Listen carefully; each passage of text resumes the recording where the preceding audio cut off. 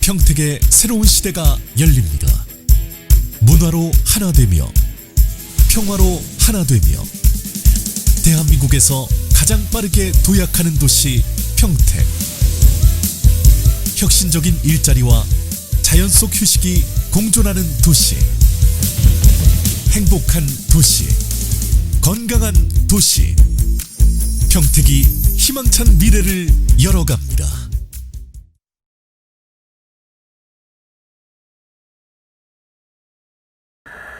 네, 우리 경기도 여성정책협의회에 여야의 많은 의원님들께서 참여해 주셔서 감사드립니다.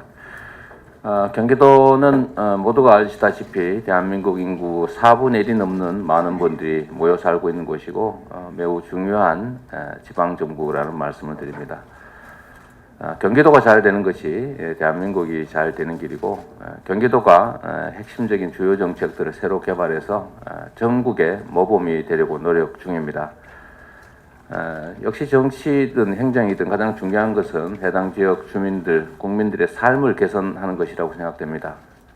이 삶의 개선은 첫째는 안전의 문제일 것이고, 두 번째는 복지의 문제일 것이고, 세 번째는 더 나은 경제적 삶에 관한 문제라고 생각됩니다.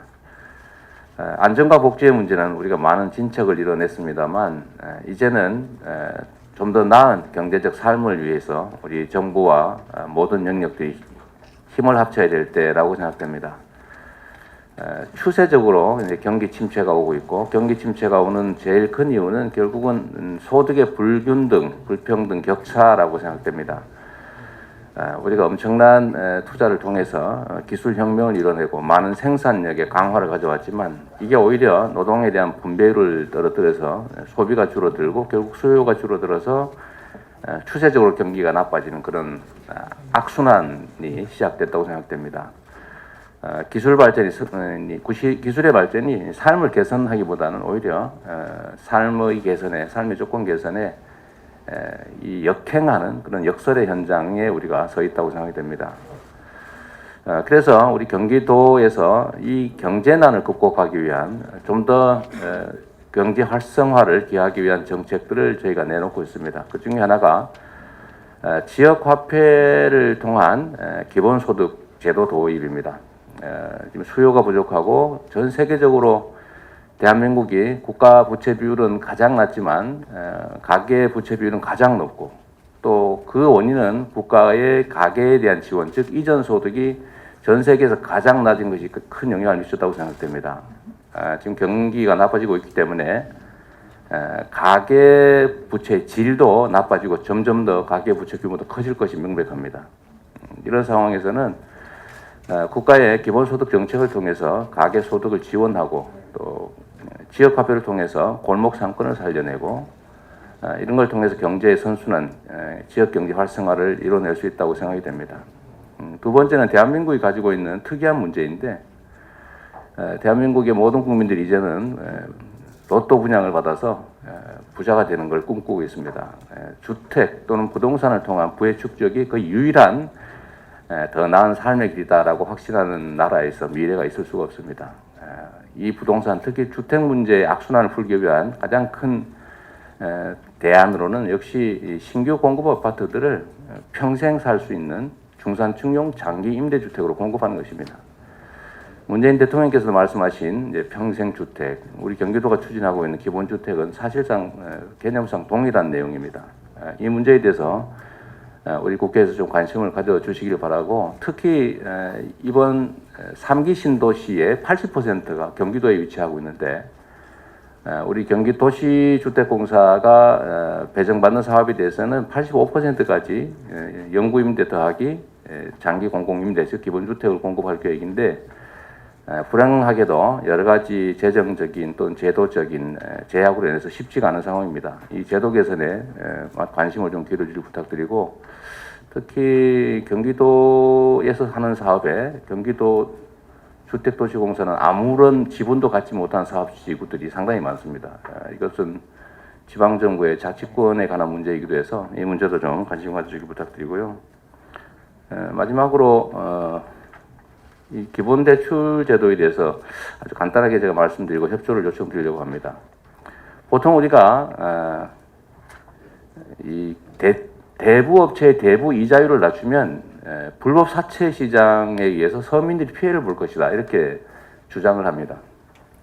그런데 이것은 마치 조직폭력배에 의해서 자리세를 뜯기는 상인들한테 이 조직폭력배가 보호해주지 않으면 길에서 강도를 당할 수가 있으니까 계속 조직폭력배한테 계속 당하고 있어라 하는 얘기와 똑같습니다.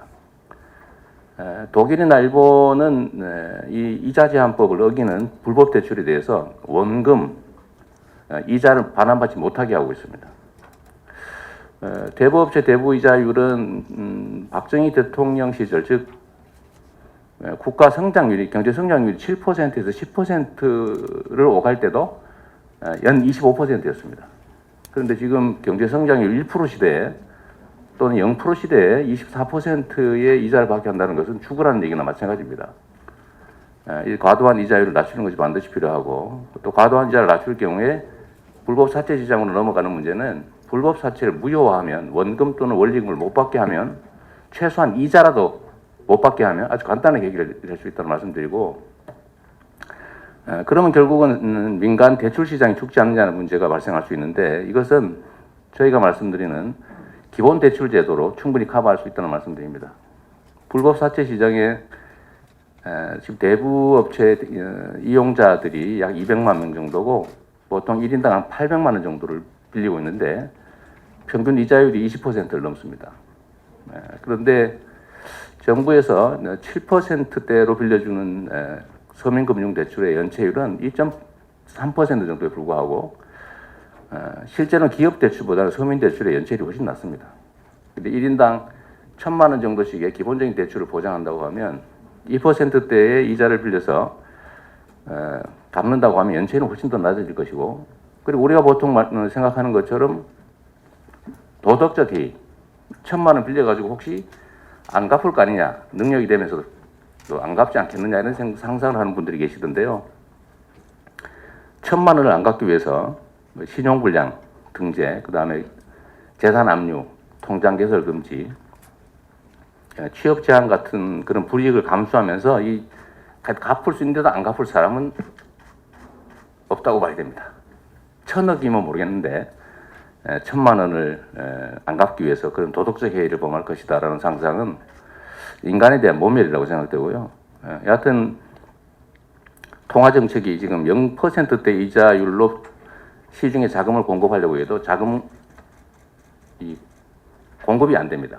필요한 사람들은 돈이 없어서 안 빌려주고 빌려갈 능력이 되는 사람은 필요 없어서 안 빌리고 그래서 이 문제를 해결하기 위해서는 결국은 국민들에게 기본 대출 제도를 보장해주고 손실이 발생할 수 있는 0.몇 % 정도는 재정에서 부담을 해도 복지 지출 비용보다는 훨씬 작을 것이다.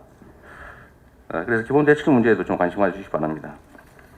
그리고 개별적인 현안들에 대해서는 저희가 자료를 준비했는데 국비 확보에 대해서 해당 지역의 국회의원님들뿐만 아니라 경기도에 관계된 문제이기 때문에 모든 분들께서 각별히 좀 관심 가져주시길 부탁드립니다.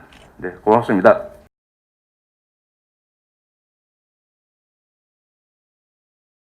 지금 평택의 새로운 시대가 열립니다. 문화로 하나 되며 평화로 하나 되며 대한민국에서 가장 빠르게 도약하는 도시 평택. 혁신적인 일자리와 자연 속 휴식이 공존하는 도시. 행복한 도시. 건강한 도시. 평택이 희망찬 미래를 열어갑니다.